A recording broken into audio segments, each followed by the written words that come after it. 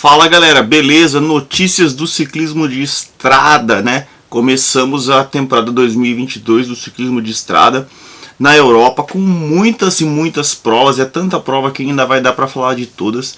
A gente teve algumas provas ali em Maiorca com a vitória do Alejandro Valverde, vai fazer 42 anos e ganhou uma etapa com uma chegada ao alto. A gente teve algumas provas no Oriente Médio, agora está tendo o Tour do Oman.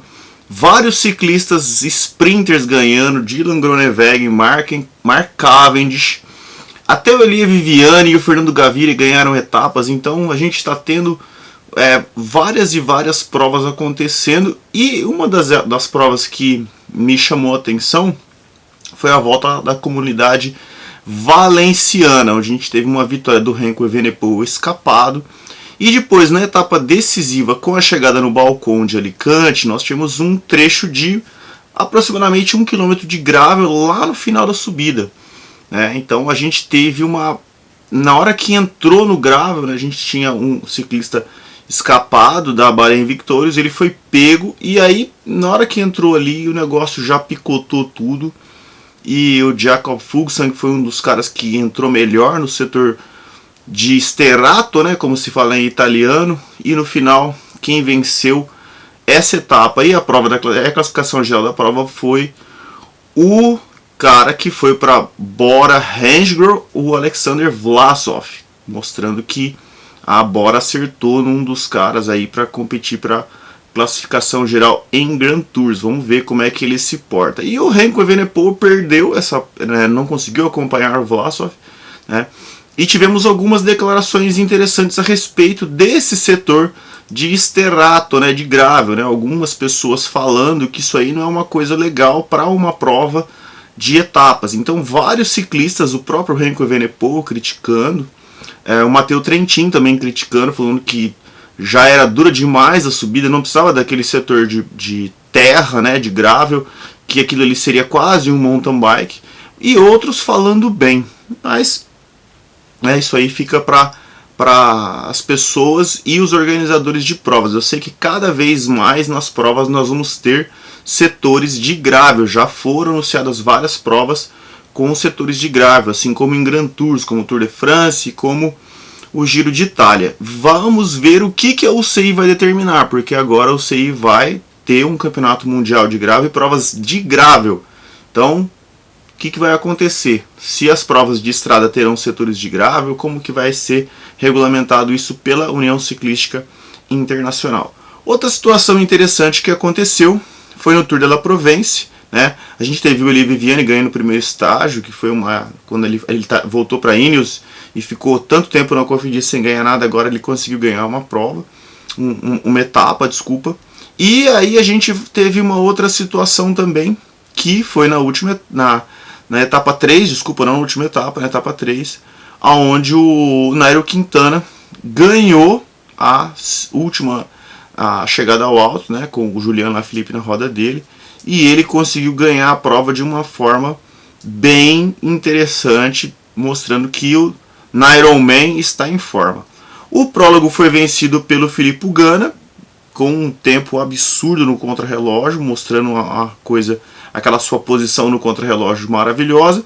E teve uma situação interessante na última etapa também, onde ele foi desclassificado porque ele trocou de bicicleta no pé da subida. Ele trocou de bicicleta da seguinte forma: ele parou, tinha um pessoal da Ineos Grenadiers esperando ele com uma outra bike, ele trocou a bike e foi embora. Isso não é permitido pelas regras da UCI. Você só pode trocar a bike se você trocar a bike no carro. Então você vai lá pro final da caravana, desce e troca a bike no carro, aí não tem problema nenhum. Se tiver alguém parado esperando do canto da estrada e você trocar a bicicleta, não pode. Isso aí está nas regras da UCI. A única coisa que pode acontecer nessa situação é se você trocar as rodas. Ele trocou a bike com freio a disco por uma bike com freio ferradura, chegou e foi desclassificado. Ele não ia ganhar a classificação geral, uma subida dura no final, ele pesa mais de 80 e tantos quilos, mas ficou uma situação chata, complicada. A equipe Camar, orçamento do mundo, no World Tour não saber disso e dar uma rata dessas trocando a bike, e o cara, campeão mundial de contrarrelógio, ser desclassificado foi uma coisa meio feia e meio estranha.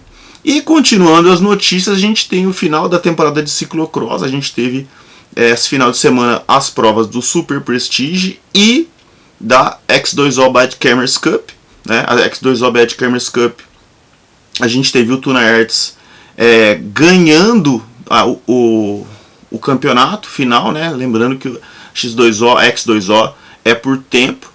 A Denise Betsma ganhou a prova no feminino, e o legal é que a Denise Betsma tinha tido um acidente, machucado a mão feio há 2 semanas, e ela conseguiu ganhar a prova.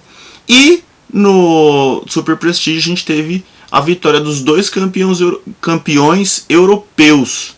No masculino, o Lars van der Haar, e no feminino, a Lucinda Brandt, que não é mais campeã mundial. A campeã mundial agora é a Marianne Vos, que não correu. E só mais uma coisinha, tem muita notícia para falar, tem muita coisa para falar, poderia ficar muito tempo aqui falando. Todo mundo sabe que o nosso querido Egan Bernal, campeão do Tour de France do Giro de Itália, sofreu um acidente feio com a sua bike de contrarrelógio, bateu na traseira de um ônibus. E agora a gente teve se manifestando o tetracampeão do Tour de France, Chris Froome, dizendo algumas coisas controversas. Primeiro, ele disse que poderíamos tirar as bikes de contrarrelógio do World Tour e os caras correrem com bikes de estrada, porque é muito perigoso treinar com bikes de contrarrelógio. Chris Froome, você tem ideia de quantos triatletas existem no mundo que treinam diariamente com bikes de triatlon, que são muito semelhantes a bike de contrarrelógio? É uma coisa meio engraçada, né? Ah, o avião caiu, então ninguém mais vai andar de avião porque um dos aviões caiu. A culpa não é da bike, a culpa do que aconteceu foi que o Egan Bernal, infelizmente, não viu um ônibus parado no meio do caminho, porque ele estava com a cabeça baixa, e pela sua falta de atenção ele bateu atrás do ônibus e se machucou. O perigo existe, sim, com certeza, em todas as estradas do mundo. Não só na Colômbia, aqui no Brasil, como muitas pessoas morrem atropelados por motoristas bêbados, como aconteceu infelizmente essa semana em São Paulo. Um irresponsável matou um ciclista que estava treinando na rodovia. Agora, proibir o uso de bicicleta de contrarrelógio não vai resolver esse tipo de problema. Tem muita gente que está com bicicleta de estrada e sofre acidente. Então, nosso amigo Chris Froome foi infeliz. Beleza, galera? Então é isso aí, até o próximo vídeo. Abraço!